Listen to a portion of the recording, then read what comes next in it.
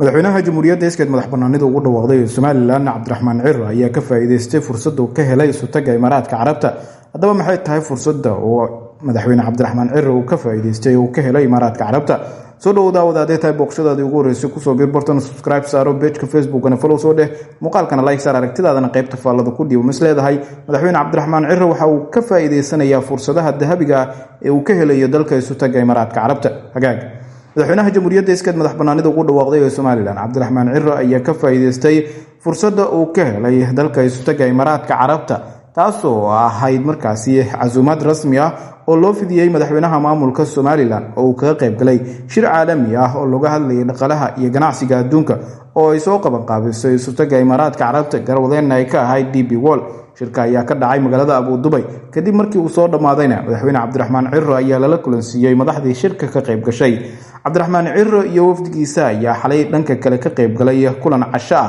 oo ay markaasi soo qaban qaabisay maamulka magaalada Abu Dhabi taas oo ay ka soo wada qayb galeen dhammaan xubnihii kulanka joogay ee shirweynaha halkaasi ka qayb galay waxaana kamid ahaa madaxweynaha dalka Dominican Republic oo isagu markaasi ka qayb galay cashada. madaxweyne Cabdiraxmaan Ciro ayaana mas'uuliyiinta iyo madaxdii halkaasi joogtay kulamo la qaatay isagoo markaasi kala hadlay arrimo badan oo ku saabsan ahmiyadda Soomaaliland ee u leedahay in ay xiriir caalami iyo sidoo kale mid wada shaqeyneed oo ganacsi ah ay la yeeshaan. war-saxaafadeed ka soo baxay madaxtooyada Soomaaliland ayaa lagu sheegay in cashada ay ahayd mid markaasi muujinaysay heerka sare ee isdhexgalka diblomaasiyadeed, ixtiraamka caalamiga ah iyo sidoo kale wada shaqeynta saaxiibtinimo ee u dhaxaysa Soomaaliland iyo sidoo kale boqortooyada isutaga Imaaraadka Carabta. iyadoo sidoo kale Soomaaliland kulamada xalay ee madaxweyne Cabdiraxmaan Ciro dadkii uu la yeeshay ay kamid ahaayeen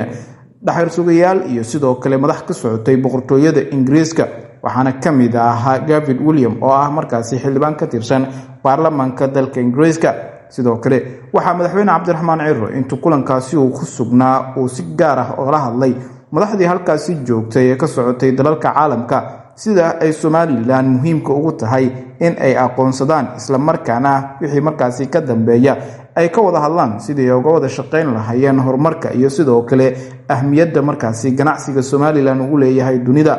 madaxweyne Cabdiraxmaan Ciro ayaa dhanka kale mar uu xalay la hadlayay warbaahinta Reuters oo ka soo baxda dalka Mareykanka waxa uu sheegay in Soomaaliland ay diyaar u tahay in Israel ay la gasho heshiis ganacsi oo caalami ah oo ku aadan dhanka macdanta iyo sidoo kale ganacsiyada kale iyadoo Soomaaliland uu sheegay inay soo saarto waxyaabo fara badan oo muhiim u ah Israel isla markaana ay ka faa'iideysan karto. Soomaaliland ay ahmiyad weyn u leedahay in ay ka faa'iideysato tiknoolajiyadda iyo sidoo kale horumarada kala duwan ee Israel ay markaasi hayso.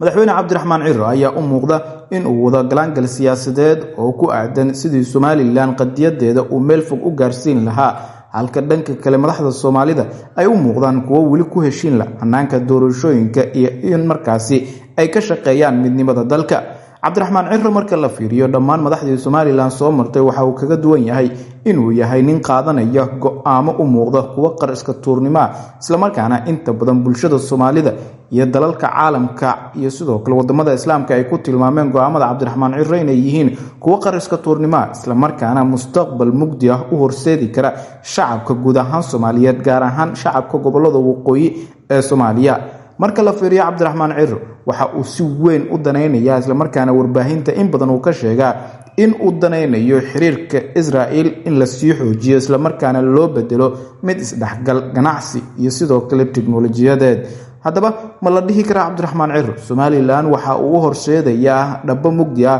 mise dhabihii horumarka ayuu Soomaaliland Cabdiraxmaan Ciro u horseedayaa? aragtidaada qaybta faallada ee commentiga ku dhibo sida aad u aragto.